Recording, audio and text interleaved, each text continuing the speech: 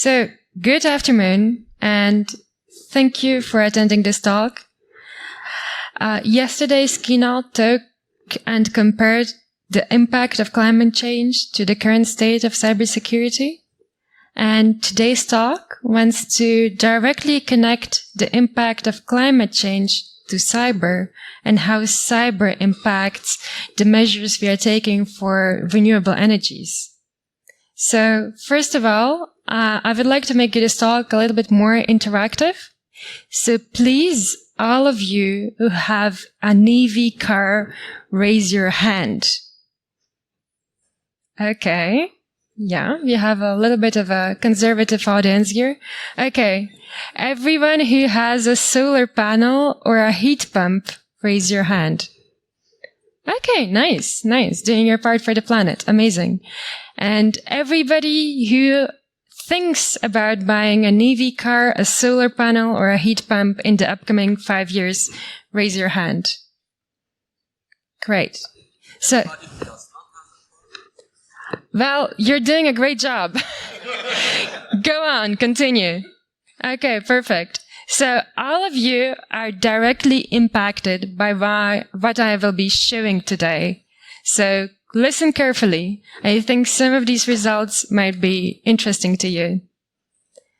So the talk is called Current Affairs IoT Security 101. So the goal is really to make it as beginner friendly from the electrical to the cyber standpoint. So if some of these things appear quite obvious to you, please stay with us. So first of all, introduction. Who am I?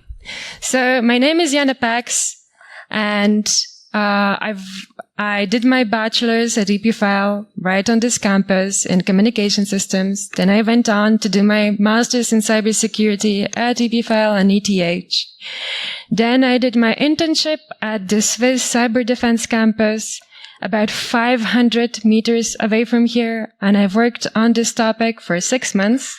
So I think this talk is the most locally sourced one because all of this work was done in 500 meters from here. So really, really local. And now, 1 month ago, I joined LPIC as OT security specialist. Hi to my colleagues. I'm very happy to see you. And all of this content was done before I joined LPIC, which is one of the biggest energy producers in Switzerland and has several hydro plants and so on. So, background. Here I need to explain to you what I actually mean by endpoint energy devices and what's better than to show an example. So, this is the future. This is a smart home. It has a solar panel. It has a connection to the grid still. And it shows it has a smart boiler which heats up when you are producing solar energy. You have your electric car. You can set the settings exactly how you like them. So you can say that, for example, in the morning, you want to have 40% of your battery charged up. You have a boiler. You can set the exact temperature, how it charges. I mean, it really is just a smart home. Nothing so smart, nothing is smart about that. And, the settings, the usual. You can also export all of this information out for, in a Excel for those fans. You can upgrade it and everything. It's a really great product. If it weren't for one issue. This is not mine. This is not my neighbor's. This is one of a few thousand such smart home devices which are publicly available on the internet with no authentication. I mean, this means that your neighbor can make you take a very cold shower. Well, that's the good scenario. Otherwise, they can just set the temperature to 50 degrees, cause you to have a Legionnaire's disease, which is something very awful. Please do not Google that. And what this means is that I think when you came to this talk and I said, we're looking at vulnerable energy systems, you thought they look like this. Well, they do not. The new generation of smart devices are not only user-friendly, but they're also very hacker-friendly. And all of this is connected to the objectives for climate-neutral Switzerland, where I highlighted 3 important points.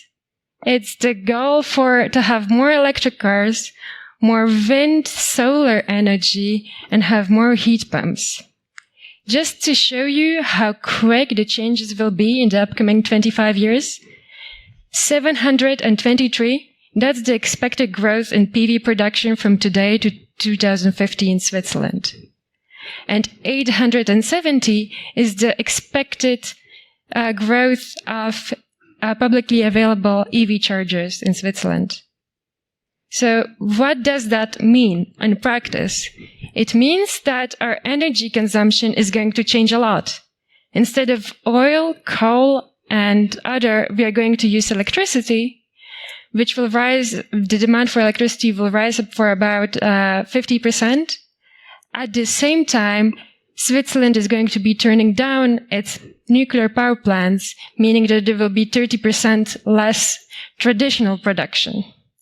And this all is connected to the topic of grid stability.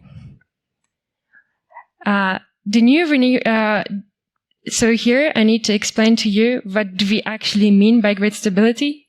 One of the easiest way how could we measure it and describe it is by changes in frequency.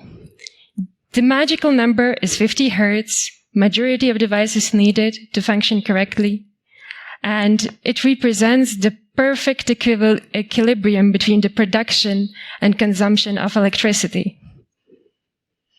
When the demand is too high and the supply is too low, the frequency goes down. And when the sun is shining and we start producing a lot more than the demand, the frequency goes up. But that's how it works usually. Usually, your traditional power plants are these very, very big turbines, and the notion of frequency really measures how fast they're spinning. And usually if you have small issue in the grid, the turbine just continues to turn on and any issue just continues through, having a lot of the inertia and rotational stability. But this is not the case for the new renewable sources, which we call inverter-based. They don't have this traditional electricity grid support system. So this means is that the grid is much less stable than before. On this slide, you can see the comparison between what old traditional electric grid looked like and the new one. As you can see, the frequency, if there is an issue, drops much, much quicker, but also much faster, having less time than before to intervene for the operator, for example, Swissgrid in Switzerland. And all of this is connected to the energy grid as a cyber attack target. The most famous examples are the cyber attacks in Ukraine in 2015 and 16, where through an elaborate phishing attacks, they got access to the IT systems and then to OT, causing blackout to more than 200,000 people over 12 hours. Since then, energy sector became one of the most popular targets for hackers and advanced threat actors. USA, Africa, South America, and Denmark, the most recently, have all been targets of very advanced cyber attacks. This means that these companies invested a lot of money into cybersecurity. So now, the future question for hackers, should they focus themselves on these highly defended electrogrids, or should they look at IoT devices, which are much less protected? And a little bit of a spoiler, the IoT devices are much less secure.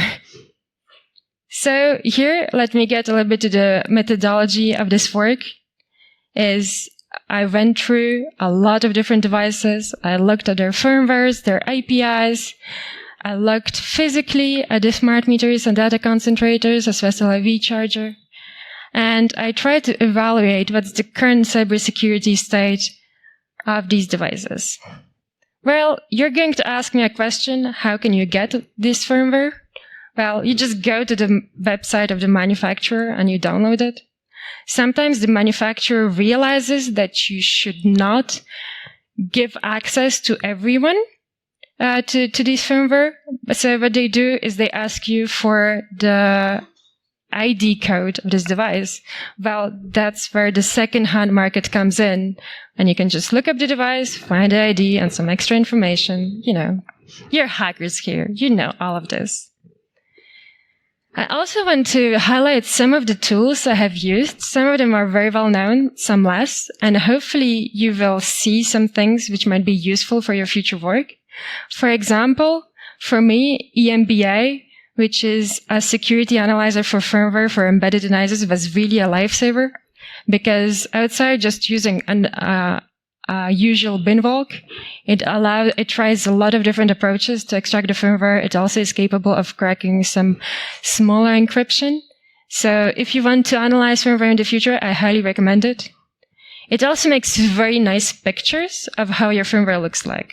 So if you want to analyze Android apps and look for some forgotten IWU keys, and there's a lot of them, or you want to look for hidden APIs, well, for you, I have the Mobile Security Framework, which is shortened to MobSF. And of course, how can you verify how many devices are publicly accessible on the internet? Well, you use Showdown, but because we're trendy here, we use some of the other tools such as FOFA, Sensins, and Zoomeye, which use different algorithms, which allow you to discover much more different devices, which you might normally not discover using Showdown. And of course, Burp Suite. I think everybody here is very well familiar with what it is. I mean, I think it's the most popular tool for penetration testing. And let's get to the results. So, first of all, as you can understand, this is highly vulnerable devices, and it would not be a very good idea for me to present to you which ones are exactly vulnerable. As well, the next point I'm trying to make is that with the exponential growth of IoT devices, most of the vulnerable devices haven't been made yet if we do not intervene. So I wanted just to highlight some of the most common security issues I encountered in the devices analyzed. Of course, HTTP instead of HTTPS. I mean, I think you were expecting this one. Default credentials, username, password, admin.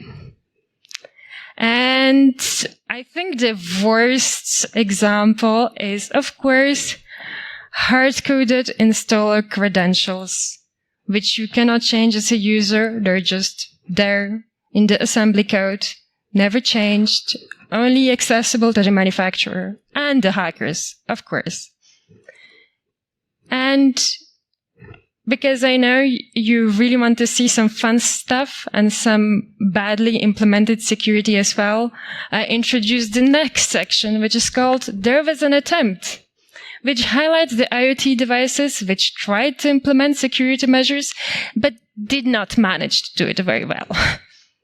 So the first example is this solar inverter manufacturer, which has this great possibility of showing you the all electricity ever produced by its devices worldwide, and also has anonymized user statistics. Well, how could that go wrong? Well, what it does is basically it pings every user on the platform, which sends its current production, its current ID. And what they realize is that maybe it's not a good idea to say where each of its products is located. So they anonymized the address of the solar inverter, but they did not anonymize the latitude and the longitude. So you can just look it up on the Google Maps. The next example is certificate management is hard. So on the upgrade file, they include the SSL certificates, but they include it in publicly available way. They include both the public and the private key. So here is just the output out of my terminal showing you that it's the same one. So this is a security measures which takes out the S from HTTPS, which stands for security. And of course, admin credentials, which are hidden with the MD5 hash. I think you're all well familiar that Jack the Ripper exists, and you can directly change the packet to include the hash. And of course, the last but not least is checking for firmware update keys, but which you can directly change as a default user. So you just need to you can just modify the signing keys if you feel like it. So I think that all of these showed you that the security of these devices is not very good.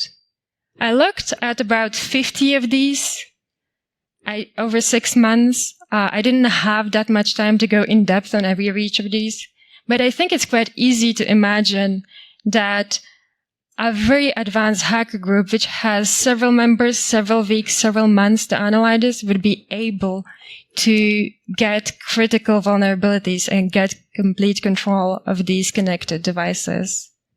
So I want to show you what would be the actual impact of such attack if it would happen today, tomorrow, and the future. First of all, we have to define a critical point where everything goes wrong. Luckily for us, the ENTCO, which groups all the transmission operators, did a study showing that in 2014, a big majority of the centralized energy sources in Germany and Italy had a different disconnection point from those of a usual power plant, which is supposed to be stable from 47.5 hertz to 51.5. What they found is actually most of these decentralized energy sources disconnect much earlier. As you can see, the first group of disconnection already happens at a 50.2, which means, let's say, medium-sized problem in the grid. But that's not the only issue, because what actually happens is if this group of guys start disconnecting, the supply goes down. And as the supply goes down, the frequency goes down. And what they say is that it's highly probable it will actually go to 49.5, disconnecting all of these guys, lowering the supply again and causing a major domino effect, meaning that it could cause major load shedding, which will cause load shedding again and so on, causing a potential blackout. This issue was already raised in 2014. So these are the values in 2014. These can be much, much higher now. And we actually have no idea what's the situation at hand currently in other countries other than Germany and Italy. So how can you do frequency simulation of the grid? Well, you simplify it, because for frequency simulation, you have to simulate each millionth of a second separately. This means that you have to make it much, much smaller. So most of electrical engineers and me, what they use is this thing called 9-bus system, which is the smallest model you can use, which still represents the grid in a very good way. So what you do is you have these round things. These represents the generators. The blue one represents, in our scenario, the rest of Europe. And the loads are the less arrow things, represent the rest of consumption in the country. And then you change the inertia, you change the load profile, and this allows you to make pretty good approximations of the transmission grid. So let's look at the first hacker attack, EV chargers hack. You might ask me, why do I focus on EV chargers? Well, simply because look at the number of Ds. These are the high-speed DC chargers in Switzerland right now. It already represents 1,020 megawatts. That's about a third of a nuclear power reactor. In 2050, it will be 1.5 gigawatts, meaning that we are talking about the biggest nuclear power plant in Switzerland, which is actually represents about 1/6 of total production of electricity in Switzerland. So it makes it a very interesting target for hackers because you can just target a few manufacturers or even one, and you get to control a big amount of load. So what does the first attack look like? At night, a lot of people leave their electric cars to charge, and which is then managed by the charger, turning off when the tariff is low, and so on. So what our attacker does is first, at the time of low demand, they turn all of these chargers back on at the max speed. So demand goes down, the demand goes up, the frequency goes down, but what they do is they create an oscillating attack. So at the time when the grid is already starting to produce more to compensate for this surge of demand, it turns off the charging. So that means is that now we have a major overproduction of electricity, meaning that the frequency goes up. And as you can see, we already in 2030, with about 30% of EV chargers in our control, we are able to highly overpass the critical point of 50.2. You would actually need to control about 15% in 2030 to get to the critical point of 50.2. So, turning it off and on again, just not for IT crowds, also a good method for hackers looking to hack the grid. But of course, this is just the start. I said we are going to talk about many different devices. So this brings me to the solstice attack. The solstice attack is related to the concept of the summer solstice, which represents the longest day of the year. And it also represents the day with highest solar production. This is the data taken from the Nexus Lab at ETH, which actually very closely worked with the Swiss government on its plans for a 2050 energy plan. So this is basically the best data we can get. This represents the solar production on 20th of June on 2020. And you can already see that at the time when the yearly production was about 4%, the solar production was around 4%. In summer, at midday, it already represented 15. And this only gets more prominent with the upcoming years.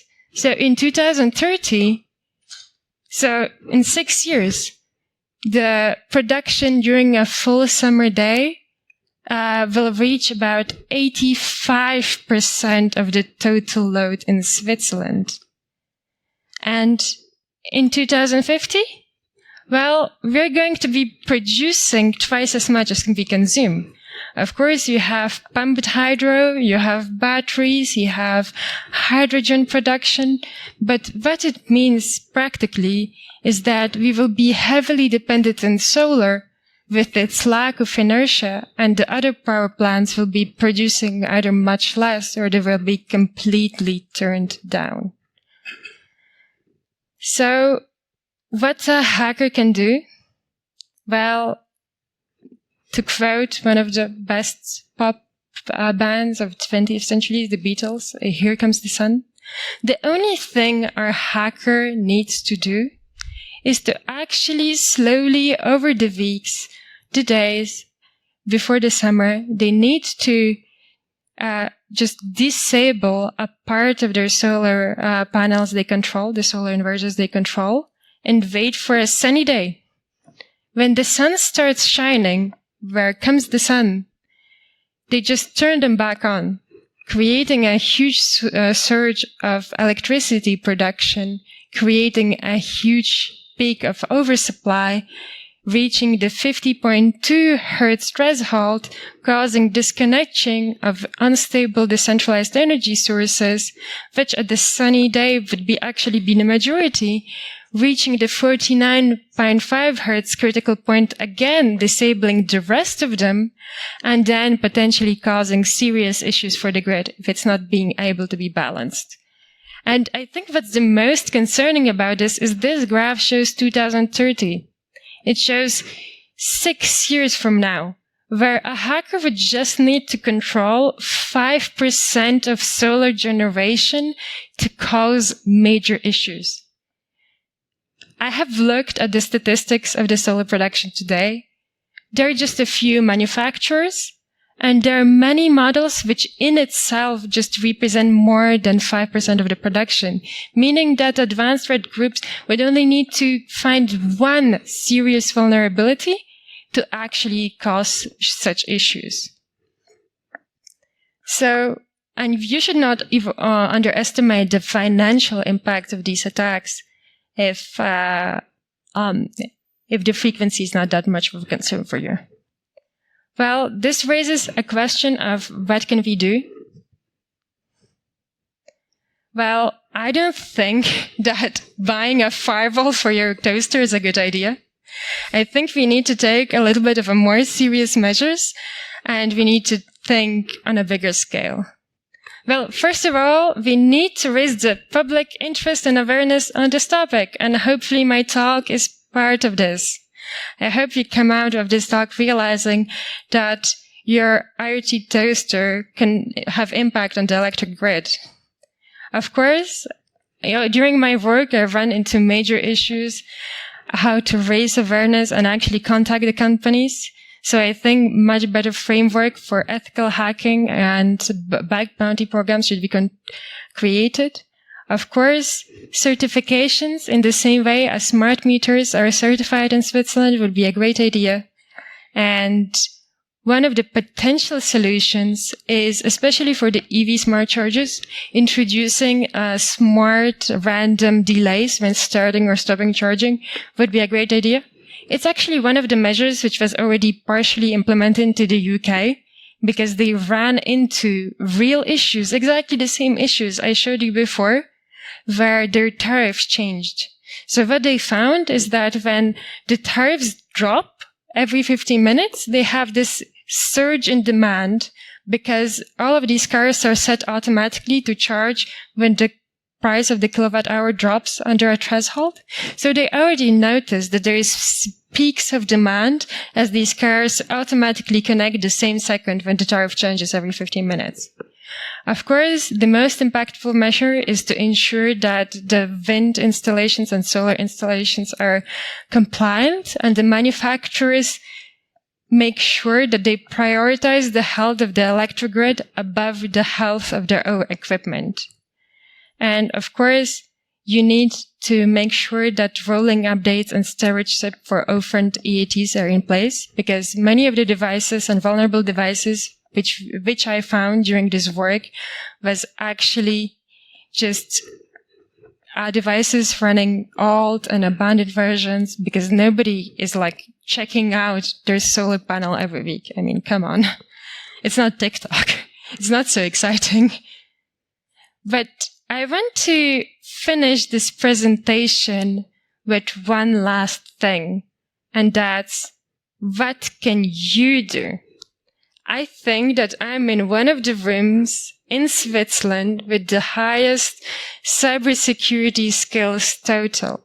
So all of you have the capacity and the talent to actually go and have a look at those IoT devices you own. If you own an EV car, an EV charger, a solar inverter, what you should do is look at the tools I showed you and just have fun during one weekend and try to analyze the firmware and try to see if there's anything hard-coded in it or any vulnerabilities would make it bad. Because, well, if the companies start receiving many security issues to their email every week, they would maybe start taking the cybersecurity issues more seriously, and they would hire some competent people to help that. Because we cannot think that just legislation will fix this. We actually need to work on all levels. So that's why I really encourage you to start looking at devices you own. And what do you know? You might get a CVE out of it. And next time at your family dinner, you can say, well, I hacked your solar panel. So I tried to make this talk a little bit shorter because I think usually there's a lot of questions when it comes to this topic. So on this slide, you can find my LinkedIn, my email, if you don't feel comfortable asking the questions publicly. But otherwise, I'm here and I'm looking forward to your questions. Thank you very much.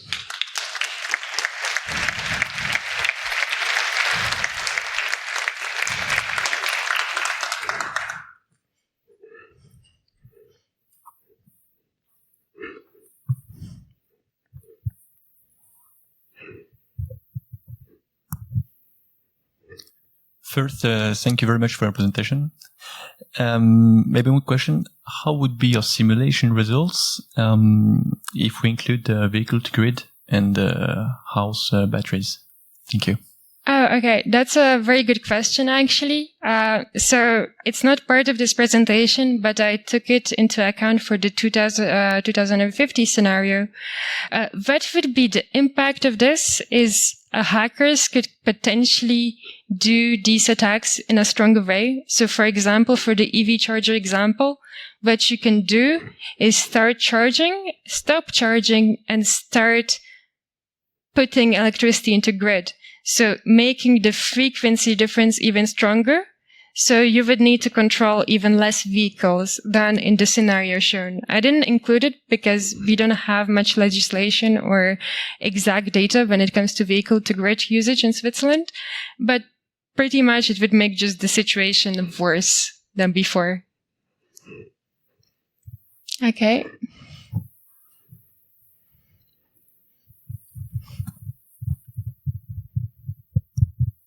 I'd like to know if you reported all the bugs that you've discovered during this study to the vendors, and if so, what their reaction was. That's a very good question. We are actually in the very long process of being in contact with the manufacturers. So that's why I did not mention it at the moment. Now it's just being very slow, very difficult because you have to check everything. You make sure that it complies with the Swiss legislation if you don't want any legal trouble. So you need to double check that you're all clear. And it's a very long process. That's why I mentioned it in the conclusion, that we need to do something about it.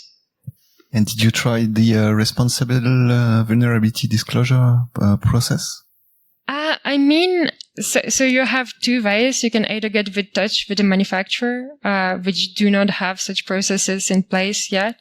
Otherwise, you need to get in touch in Switzerland with NSCCS. Please do correct me if I got the acronym wrong. But this more concerns the vulnerabilities which directly impact either the companies are in Switzerland or it directly impacts Swiss companies. So of course, if you have any contacts or any suggestions on how to do it quicker, I'm looking forward to your comments after this talk. I think there's, sir after there and the lady over there.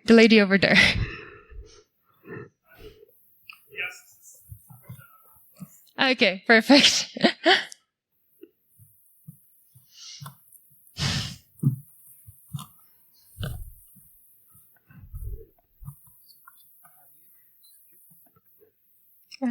Sorry. The orange polo, and then we have another mister over there. Thank you. You talked a lot about the bad ones, but during your studies, did you see some nice ones and good ones? Okay, so that was actually something I considered including in my presentation. But then I thought, if I make a list of the good ones, I'm in a room full of hackers, so you will start looking into those, and then I will receive a lot of emails saying that you found a vulnerability and my recommendation is wrong. So that's why I did not include it. But yes, there are some good ones. If you have specific product in mind, I can make specific recommendations to you. But yes, there are some good ones. But of course, it's always hard to tell. I mean, for example, Solar Edge implemented a bug bounty program. So it makes it really stand out, and they have a responsible disclosure policy as well. So these are at least they're working a lot. They had a lot of vulnerabilities declared before, but they're making a lot of progress right now. Yeah. Thanks for the talk. I also got a question. And what's your opinion on the fact that more and more manufacturers nowadays have this amazing idea to make the IoT devices cloud only, while probably everybody in here agrees that it's a bad idea to connect IoT to the internet if you can avoid this? I mean, I think this relates to the few examples I showed. So the cloud platforms, I think definitely it's not a good idea, because what can basically happen is just you need to get access to the cloud platform and you can control the rest from there. I mean, so definitely not a good idea, as you can see. With the Spanish example, these are not implemented in a very secure way. Their APIs are not really up to date. Of course, depending on the manufacturer. So I agree with you. I think it's not a good idea. Yes, sir. Oh, perfect. Yeah, keep the questions coming. You're asking some very good questions.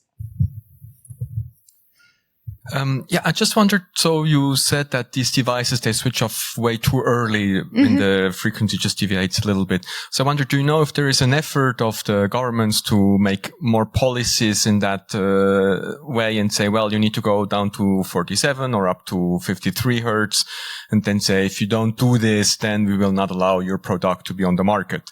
So is there already an effort in that way, or you think that will be difficult to enforce? So, to the best of my knowledge, Germany and Italy, that's why we have data about them. So they did some effort into it. So for sure, I think there's more effort on the European level. There's also this, association publishing the standards for the electric grid, which just published 1 month ago the new standard for the distributed energy resources and the frequency disconnections and the settings it should have. But if you want to read it, you have to pay 350 euros. So I didn't check out that yet. But yes, there's measures taken at the moment, but not at the level they should be. There's some measures, but it's more country by country. From my idea, there's nothing European Union-wide or European distribution network-wide. So it's more like smaller initiatives. And you're not involved yourself in trying to speak up to the government and say, hey, I have this thing, and look, I simulated this thing, and I tell you it will go wrong if you don't do anything. Do you make any of these efforts? I mean, the goal now, the next step for me and to my supervisor, who is also in the audience, is actually to turn this talk and this work into a report and send it to OFEN, so the Federal Office of Energy, just to raise some of the issues we found and hopefully get more research done in this area.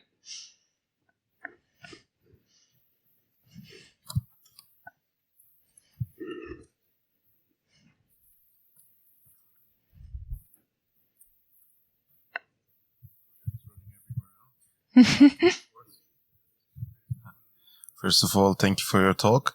I was curious to hear about your opinion.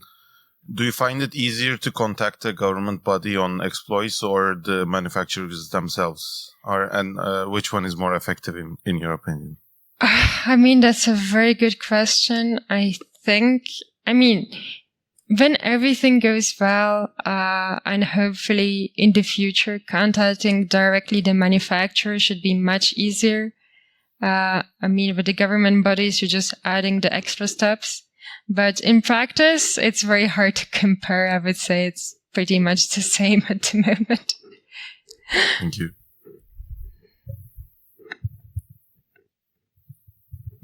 I mean, of course, if anyone has direct contacts with some of the manufacturers, I mean, come to me. We can talk about it. Maybe we can make it quicker. Yeah. Any other questions? Oh, yeah. There's a sir. Mr. in the sweater. Thank you. Nice talk. Just one question. Did you focus your studies only on the energy part of what is exposed on the internet, or did you focus also your studies on information technologies exposed, but not solely about the energy part? I'm not sure my question is clear, but. Yeah. So if I understand it correctly, so the focus on this work was really to look at the energy devices, because I found that there's not that much work yet done specifically on this topic. And that was really why it was a focus. I mean, there is such large area looking just into the energy devices. I think you could work on this for several years and you would still have things to do. So that's why I focused on this. Okay, thank you.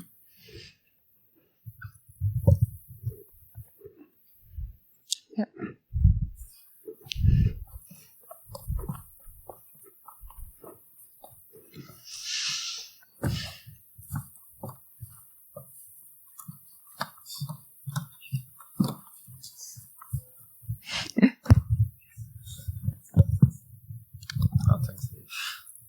Thanks, great talk. So during your studies, have you considered sort of any solutions on the grid level that could also sort of prevent this kind of attacks? Like, I don't know, maybe isolating some of the parts of the network? This is a very good question. So what you could do is do machine learning. I mean, no, it's a joke. I don't think there's anything which, blockchain, quantum, machine learning on the grid. No, just joking. You definitely can have some measures. So, for example, the random timeouts, if you do them long enough, they actually have very big impact on the frequency change. So, for example, if you're able to include these on a hardware level and not firmware or software, this would actually have major impact when it comes to electric car chargers. And then for the solar, you would So actually what would be the next step of this work is to do studies on the distribution level of the grid and actually see what would be the impact on that level and what would be the measures efficient there. So does that answer your question, or should I specify some part of it? No, I think it's good. Yeah, thanks. Yeah.